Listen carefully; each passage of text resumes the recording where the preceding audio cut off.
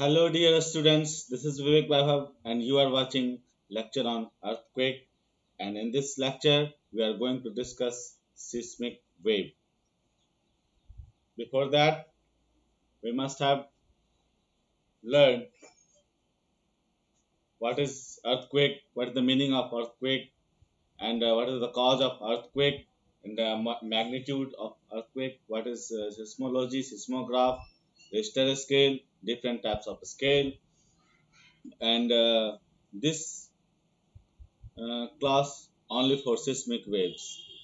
All right, guys. So in a earthquake, we have three sorts of waves mainly.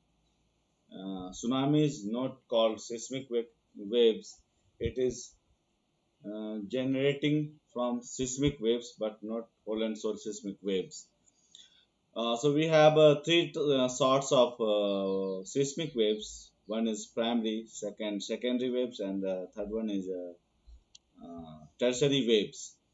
So basically, it is called P, S, and L. So we are going to discuss all the things about primary waves, secondary waves, and tertiary waves. According to your book, uh, we have a primary waves that is actually when it comes to talking about primary waves, it is actually longitudinal waves. Okay, and it passes all across the inner surface, outer surface of the Earth, on Earth crust also. As you see in the picture, suppose this waves like that. If we guys stand in a row, suppose for the purpose of ticketing the movie or any purpose, ticketing the rail.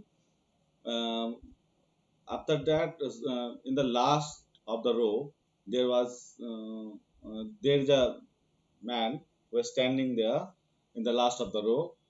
Uh, he will very disappointed because the time is going and movie uh, about to start is going to about to start. So it is very disappointed. So that particular time, if he push in front of man standing him, what is the what will happen?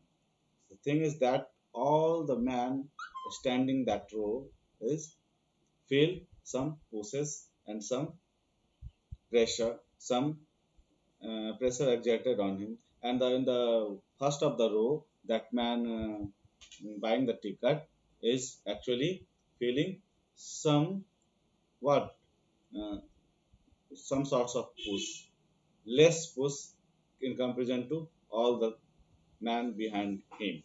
Okay, if someone if this is the that last man who's pushing, that last man pushing in front of him, man standing in front of him, is actually what? The primary waves.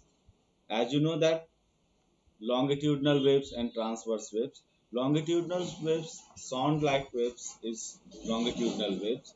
So primary waves is actually sound like waves. Okay, and secondary waves giving the that sorts of example.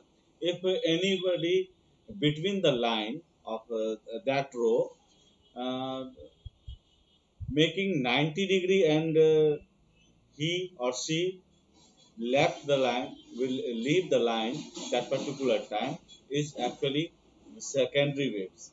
That means secondary waves is the waves of transverse wave having uh, more frequency than primary waves. Okay, it is less destructive than second tertiary waves. Now it is transverse waves, that is like light waves. Okay, and after that we have surface waves, that is L waves, that is tertiary waves, that is also in the name of love waves because seismographist love such uh, invent these waves. That's why we are going to say, and we are named after the seismographist love. Okay, this is tertiary waves. In these waves, huge destruction occurs, and these waves uh, in the secondary waves not cross core, and the tertiary waves. Look at this. This is the L waves, and this is P waves. This is P waves. So P waves cross all the states: liquid state, solid state, and gaseous state. But S waves is not cross all the states of the earth, that is a liquid state, and especially core. Okay, so guys, this is it. I hope you are you understand well seismographic waves. Thank you so much.